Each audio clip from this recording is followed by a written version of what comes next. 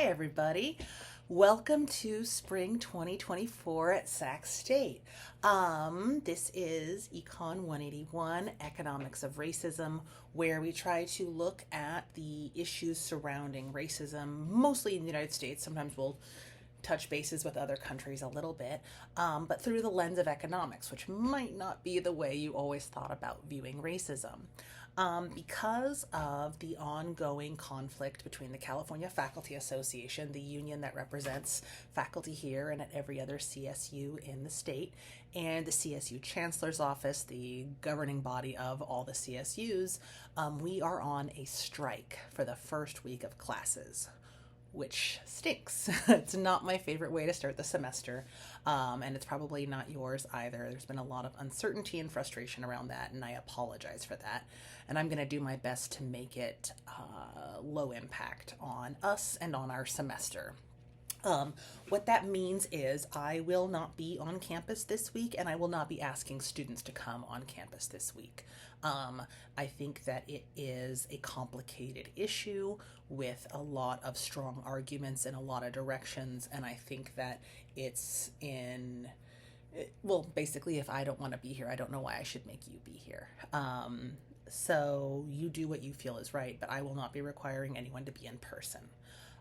It's not going to have a massive impact on our entire semester. It's just going to have a massive impact on the starting of the semester. So what does that mean for us? It means that we aren't going to meet for our first two meetings in week one, but we will begin having normal classes in class every week starting in week two. It also means that I'm going to ask you to do some work independently that first week. Hopefully you've already by now been on Canvas. If you haven't, check it out. Our Canvas shell is where we will organize all of the documentation that I make available to you. And in this class, we do a lot of documentation. There's a lot of readings, but I try to use a diverse collection of resources from diverse voices and points of view. So we'll read scholarly journal articles, books, there's a podcast, there's a couple of short videos, we'll watch a movie.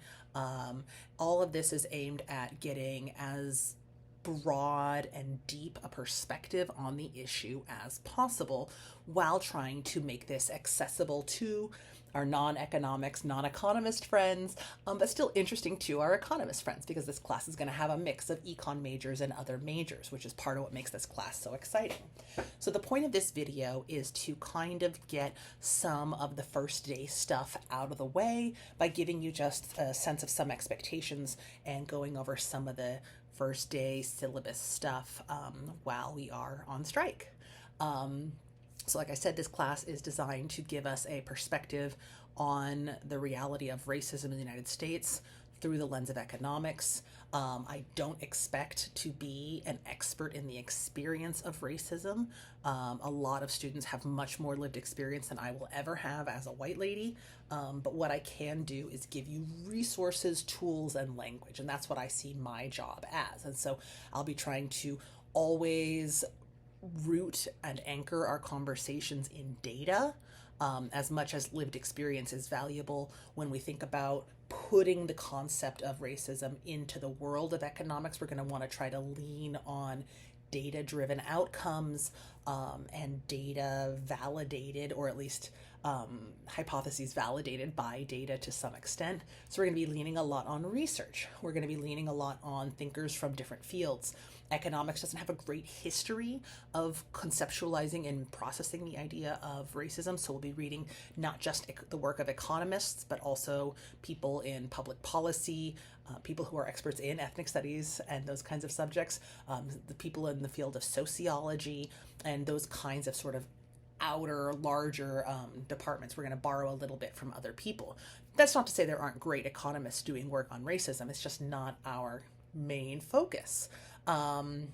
Because this is a class about racism being taught by a white person, I will do my best to inject as many voices of color and as many diverse voices as possible, and try and truly have a diverse perspective on the subject, a lot of the literature on racism, because it's data driven, is going to tend to oversimplify race. And so we're going to try to keep that messy and remind ourselves that race is a complicated thing that is not easily simplified. But as we'll talk about as we go through this semester, when we want to use data to answer these questions, we have to put people into boxes. And so we are going to see a lot of the really good research oversimplify, which is why we can sometimes lean on things like sociology, philosophy, and ethnic studies that are less data driven, because they're going to add that complexity back in for us. Like I said, we'll do a lot of reading in this class. We'll do a lot of papers. We generally have a midterm, which is a short answer midterm, a final exam, which is a short answer final exam, and then we'll have 3 main papers in addition to that in the class. Your initial assessment, which will be due in the first couple of weeks of class, is just sort of a reflection on the first few papers we're going to read this week and the next 2 weeks, just on what your expectations are for the class and what you're thinking. It's not meant to be a very intense assignment, about a page of writing, and again, reflective. You do want to reference what we've talked about in class and what we've read, but it is mostly just sort of your perspective. We'll also have a final assessment paper at the end of the semester, where I do expect you to reflect back on everything we've done over the last 15 weeks, including the readings we've done, the discussions we've had in class, and those kinds of things, and what takeaways you have. It's also your opportunity to give me your honest feedback on the class, because this is a class I really work at changing every semester and really keeping relevant. And it ends up being incredibly different every semester, not just because I add new material, but also because it's always based on, in part, your perspective and our discussions that we have and the current events we interact with. The third paper that we'll have is a film review. We watched the film 13th by Ava DuVernay in this class. It is a film that links mass incarceration to the history of Black enslavement, the rise in mass incarceration as a policy tool, both for economic gain and for socio-political gains. And so we'll watch that and then reflect back on that and connect it to the other readings and writings we've talked about in class. And then the rest of your grade for this semester, besides those 3 papers and the midterm and final, is going to be based on 2 big things: reading quizzes and participation. Reading quizzes are super straightforward. They are Canvas quizzes based on the readings, just kind of a check-in. Did you read this thing? Designed to not be terribly onerous, not too challenging, not too painful. And there's somewhere between 5 to 8 of those. And then participation is coming from actually being in class. A lot of this class is reading and then discussing the readings and finding ways to apply it to the real world. And so it's incredibly important to me, and I think to you, to physically be in class as much as possible. And so to incentivize that, we'll do stuff in class where I'll ask you to reflect on ideas or give me some feedback, or we'll do some work through some practice problems or something like that in class. Those participation points are not necessarily going to be automatically uploaded to Canvas, but they do make up 15% of your grade, which is more than just any one single paper. It's a significant portion of your grade, and so it is really important to me that you do physically come to class as much as possible, because I believe that's a huge value in it. Otherwise, you could read these books at home without paying money for it, right? You don't need to come and listen to me talk unless you want to actually get the full experience of the class, which is not just me talking, but also listening to your peers. Because like I said, this class, more than any other, changes based on who's in the classroom and what discussions we have, and what current events we address. So a typical class is going to mean us coming in, we'll spend 5 to 10 minutes talking about current events. Then we will review the previous readings, talk about the current reading, and then try to connect it to either something going on in current events, connect it to our lived experiences, or connect it to the other readings, always trying to ground it in the larger concepts that economics lends to us to understand why these things are in place, why these systems, the racist systems are in place, looking at the incentive structures that create and reinforce racism, and how that plays out. So that's what we're going to be doing here. Um, so hopefully you find it interesting, and we'll talk more about this when we go through. All of this is outlined in the syllabus. The syllabus I've organized in order to try and make it useful to you. So the first section is going to talk about just the class stuff, talking about our meeting times, my office hours, how to contact me, the readings. We do have a couple of books we're going to read a good portion of. The good news is that one of the books, Isabel Wilkerson's Cast, is actually available online digitally. That's going to be this book here. Isabel Wilkerson is a journalist and a researcher. She's written other books before. The Warmth of Other Suns won a Pulitzer Prize, or was it The Cast that won a Pulitzer Prize? She's a Pulitzer Prize winning author and a black woman, and caste is her way of connecting the system of racism in the United States to other caste systems, and talking about how it is a system that cannot be escaped through finance or education. But that should be available online to you, so you don't need to buy it. I do think it's a great book, and because it was a very popular book in 2020, it was in Oprah's book club, there's probably 1,000 copies of it running around, so it should be easy to access.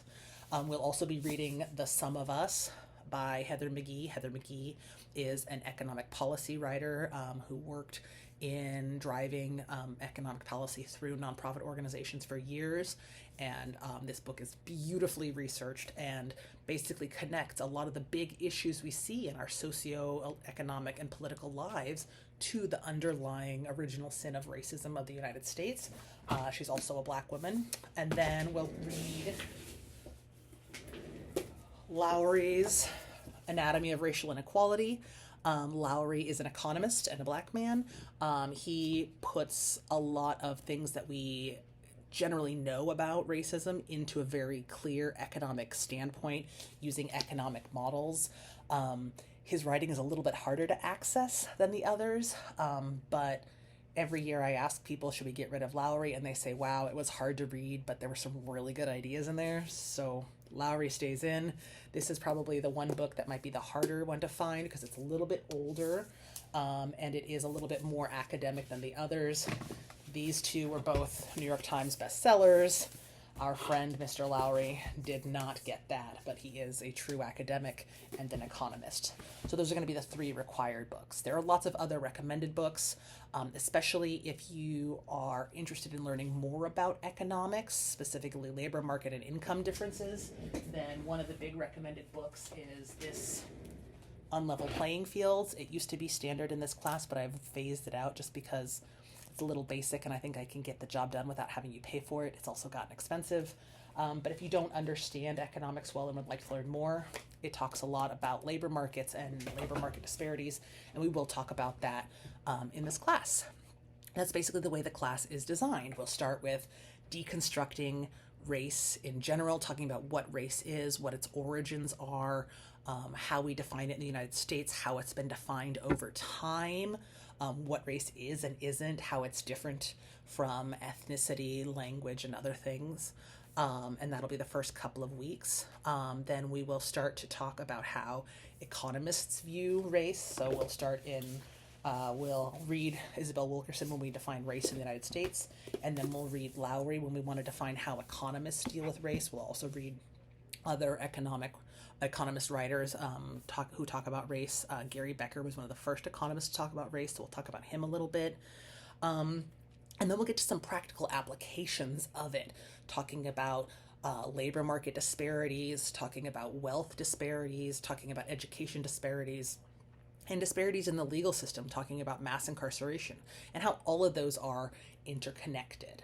So that's basically the plan. There are a lot of readings that are going to be posted on Canvas and listed in the syllabus. We won't get to all of them, but we're going to try. And that's what we do here. So for this week, what I would like you to do is check out the introduction module on Canvas. On Canvas, I organize everything in modules based on sort of the subject area. It's a couple of weeks for each module. The first thing we talk about before we talk about race is I want to set the table, as it were, sort of set the ground rules for us by talking first about privilege.